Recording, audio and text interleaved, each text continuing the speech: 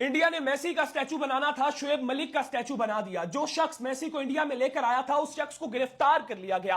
नाजरीन, Messi India आया तो इंडिया का नाम बदनाम हो गया। वैसे अगर किसी मुल्क में इतना बड़ा स्टार जाए तो उस मुल्क को 4 चांद लग जाते हैं, लेकिन इंडिया के साथ उल्टा हो गया। एक प्राइवेट कंपनी की जानिब से मेसी को यह बोला गया कि आप इंडिया आए, हम इंडिया के शहर शहर आपको लेकर जाएंगे और आपको स्टेडियम्स में लोगों से मिलवाएंगे। नाजरीन, टिकट्स बेची गई कितने की? सबसे सस्ती टिकट थी 10,000 रुपए की पाकिस्तानी रुपयों में, और सबसे महंगी टिकट थी पाकिस्तानी रुपयों में 3 लाख रुपए की। अब होता क्या है, इंडिया वेस्ट बंगाल में एक स्टेडियम में जाते हैं मेसी साहब। उस स्टेडियम में 80,000 से ज्यादा लोग मौजूद होते हैं, जिनकी जानिब से सस्ता टिकट 10,000 रुपए का और महंगे से महंगा टिकट 3 लाख रुपए का खरीदा गया होता है। जैसे ही मेसी साहब स्टेडियम के अंदर आते हैं तो उस इलाके के पॉलिटिशियंस यानी कि एमएनए, मिनिस्टर्स वगैरह मेसी को घेर लेते हैं और अपनी फैमिली के साथ मेसी की तस्वीरें बनाने लगते हैं। 80,000 शायकीन जो पैसे देकर स्टेडियम में आए थे, जब वो ये सारा मंजर देखते हैं तो उनको गुस्सा आता है कि भाई हम तो पैसे देख कर आए हैं और मेसी का एक दीदार करने के लिए आए हैं, हम दीदार ही नहीं कर पा रहे क्योंकि पॉलिटिशियंस ने